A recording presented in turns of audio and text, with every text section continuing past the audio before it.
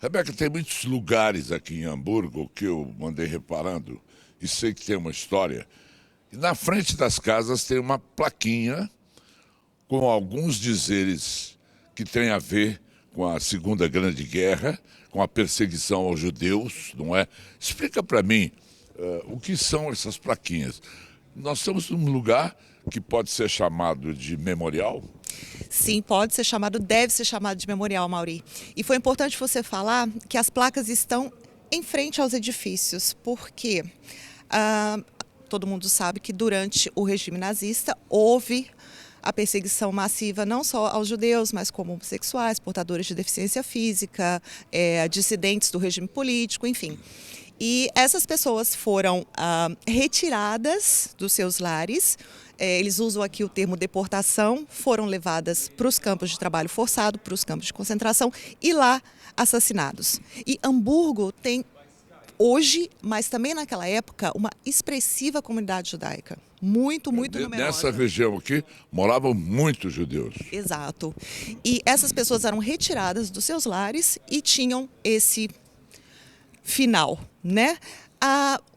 Durante os anos de deportação, logo depois do pós-guerra, essas pessoas ficaram completamente sem identidade.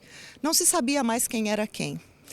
E um artista plástico de Berlim, ele teve a iniciativa de devolver a essas pessoas essa identidade, essa residência. O que ele fez? Ele começou a colocar de forma até clandestina na época, placas em frente às residências dessas pessoas. Foi um trabalho de pesquisa absurdo, né? Para coletar essa informação. Olha que legal isso. E consta o nome, eles colocam em alemão, né? Aqui morava, no caso aqui, a Helena, né? A Helena, ela foi retirada do seu lar nesta data, né? Como a gente está mostrando aqui. Foi levada até, no caso, Brandemburgo, onde ela foi assassinada. E em toda a cidade de Hamburgo, estima-se 5.000 plaquinhas. E Só aqui em Hamburgo. Só aqui em Hamburgo, mas é um projeto imenso. Em Berlim, onde eu morei, também nós temos cerca de 5 a 6 mil placas espalhadas pela cidade. E pela Europa toda.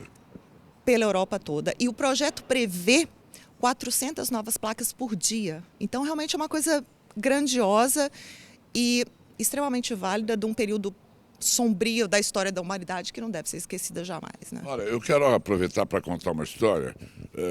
Prestem bem atenção, que isso que a Rebeca está contando tem uma história que liga muito o nazismo. Eu até costumo chamá-la de a Schindler de Sayers, que todo mundo conhece o filme, A Lista de Schindler, que ele fez uma grande lista de judeus e conseguiu salvá-los. E essa brasileira, eu que coloquei o nome de Schindler de Sayers, é Aracy de Carvalho. Aracy de Carvalho foi casada com o grande poeta e escritor Guimarães Rosa. Ela é a protagonista dessa história que eu quero te contar. Foi casada, como eu disse, com o Guimarães Rosa. Ela é paranaense.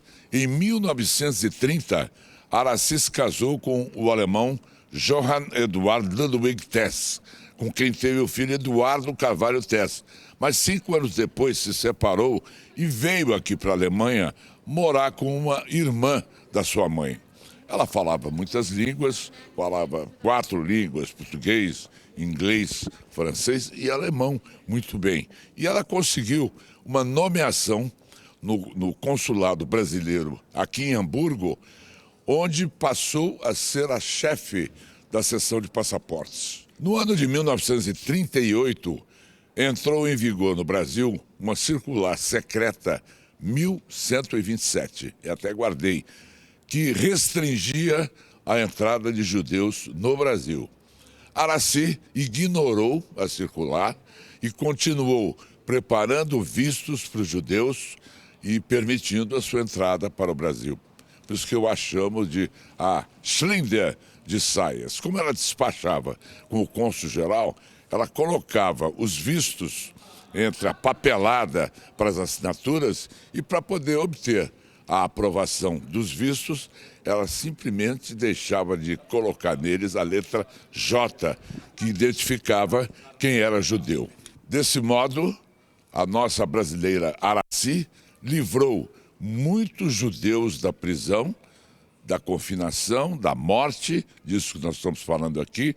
Ainda aqui na Alemanha, a Aracy se casou com João Guimarães Rosa, que na época era o cônsul adjunto, e os dois permaneceram na Alemanha até 1942, quando o governo brasileiro rompeu relações diplomáticas com a Alemanha e passou a apoiar os aliados na Segunda Guerra Mundial.